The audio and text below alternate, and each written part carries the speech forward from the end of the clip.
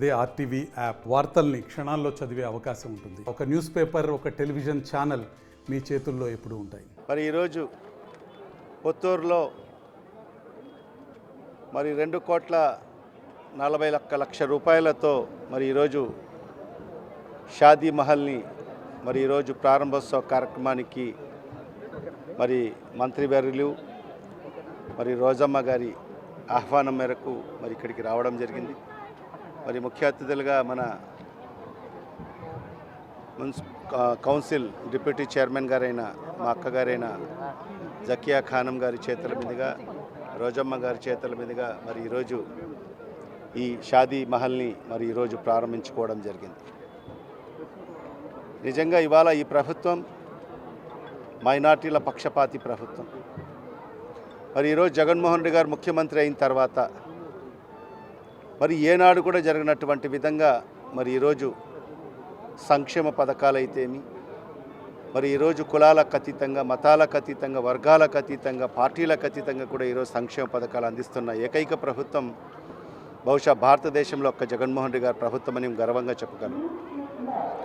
మరి ఈ సందర్భంగా కూడా మరి ఈరోజు ఈ సంక్షేమ పథకాలలో సింహభాగం ఈరోజు బీసీ, ఎస్సీ, ఎస్టీ, మైనార్టీలకు మరి ఈరోజు అందించడం జరుగుతుంది. గతంలో ఎన్నడూ జరిగినటువంటి విధంగా మరి ఈరోజు ఈ నవరత్నాల రూపంలో కానీ ఈ సంక్షేమ పథకాల ద్వారా లబ్ధి పొందిన సామాజిక వర్గం ఏదైనా ఉందంటే అది ఒక్క మైనార్టీ సామాజిక వర్గం అని చెప్పి కూడా నేను గర్వంగా చెప్పగలను. ఎందుకంటే ఈ మైనార్టీ సామాజిక వర్గం అన్ని విధాలుగా వెనుకబడిన సామాజిక వర్గం. గతంలో ఆ మహానేత దివంగత ముఖ్యమంత్రి డాక్టర్ వైఎస్ రాజశేఖర రెడ్డి గారు మరి మైనార్టీల వెనుకబాటుకు మరి ఆ రోజు ఆయన గుర్తించి మరి ఆ రోజు రిజర్వేషన్లు కల్పించడం జరిగింది.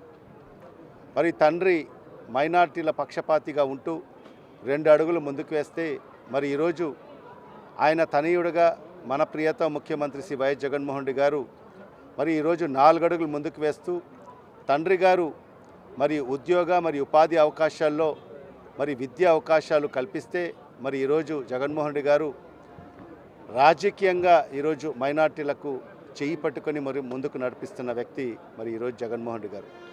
దానికి నిదర్శనం మరి ఇవాళ నేనే ఒక సామాన్యమైన కార్యకర్త నుంచి మరి 2 పర్యాయాలు నాకు ఎమ్మెల్యేగా అవకాశం ఇస్తూ కడప నుంచి మరి 2వ పర్యాయం గెలిచిన తర్వాత మరి ప్రభుత్వం ఏర్పాటు అయ్యేటప్పుడు తన మొట్టమొదటి మంత్రివర్గంలో నాకు మంత్రిగా అవకాశం ఇస్తూ, మంత్రిగా అవకాశం ఇవ్వడమే కాకుండా మరి ఉప ముఖ్యమంత్రి పదవి ఇవ్వడం అనేది ఇది ఒక చరిత్ర అని చెప్పి కూడా మనం చెప్పుకోవచ్చు.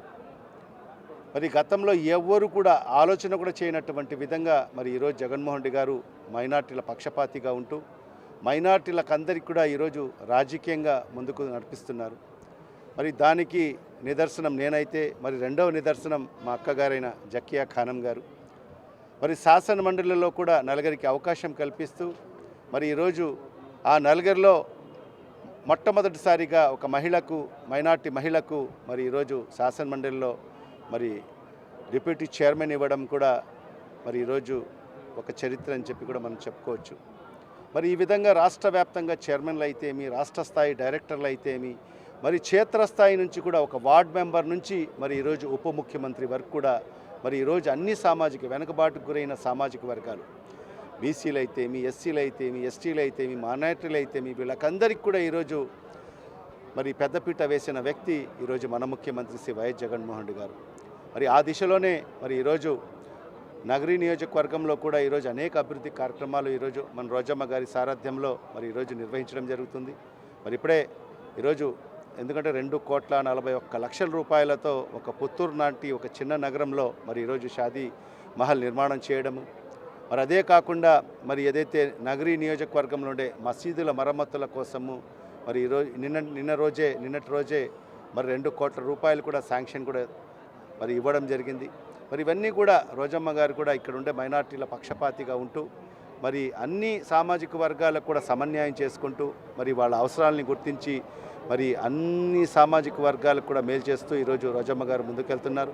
మరి ఇలాంటి పరిస్థితుల్లో ఒకటే నేను రాజగోపాల్ గారు జగన్ అభ్యర్థులను ప్రకటిస్తూ అంటే ముందుగా అభ్యర్థులందరినీ ప్రకటించి చాలా ఉన్నతంగా ముందుకెళ్తున్నారని చెప్పి లగడపాటి రాజగోపాల్ వ్యాఖ్యానించారు. దాన్ని ఎలా చూస్తారు? ఖచ్చితంగా మా ముఖ్యమంత్రి గారు ముందు నుంచే అదే మాట మీద ఉన్నారు. ఎందుకంటే గడప గడపకు అనే కార్యక్రమం ఎప్పుడైతే పెట్టారో మరి శాసనసభ్యులకు అందరికి కూడా సమావేశపరిచి మరి ఆయన చెప్పిన మాట ఒకటే, మీరందరూ కూడా ప్రజల్లో ఉండండి, ప్రజలతో మమేకం కాండి, ఈ గడప గడపకు మన ప్రభుత్వ కార్యక్రమం చేపట్టండి, ప్రతి గడపకు వెళ్ళండి. మరి ఎవరైతే ప్రజల్లో ఉంటారో ప్రజల యొక్క ఆధారాభిమానాలు ఎవరికైతే ఉంటాయో సర్వేల ప్రకారంగానే నేను రాబో రోజుల్లో మరి టికెట్లు కూడా ఇవ్వడం జరుగుతుంది.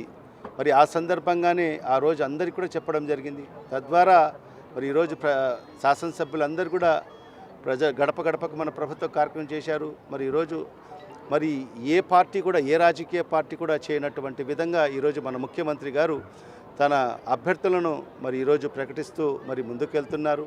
మరి ఎందుకంటే ఆయన యొక్క టార్గెట్ 175, ఆ 175 స్థానాలు గెలవాలి, మరి ఖచ్చితంగా మనం సాధించుకోవాలి. ఎందుకంటే గతంలో ఏ ప్రభుత్వం ఏ నాయకుడు కూడా చేయనటువంటి విధంగా ఈరోజు సంక్షేమ పథకాలు చేశాం, అభివృద్ధి కార్యక్రమాలు చేశాం.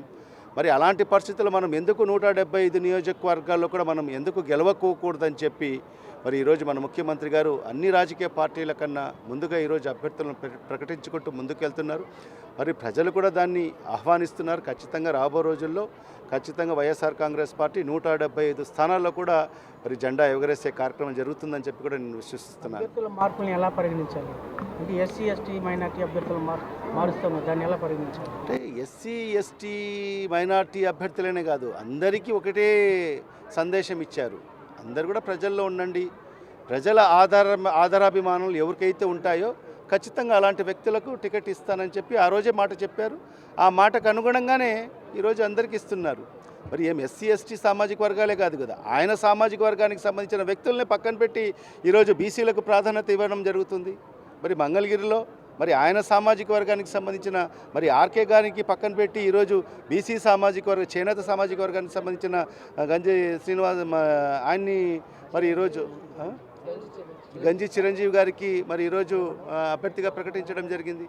మరి ఈ సందర్భంగా ఎక్కడ ఆయన అవన్నీ కులాల మధ్య కులాలు అవన్నీ చూడడం లేదు. ఎవరైతే ప్రజల మధ్య ఉంటారో, ప్రజలు ఎవరైతే ప్రజల ఆదరాభిమానాలు ఎవరికైతే ఉంటారో అలాంటి వ్యక్తులకు మరి ఈరోజు జగన్మోహన్ రెడ్డి గారు టికెట్లు ఇచ్చే పరిస్థితి ఉంది.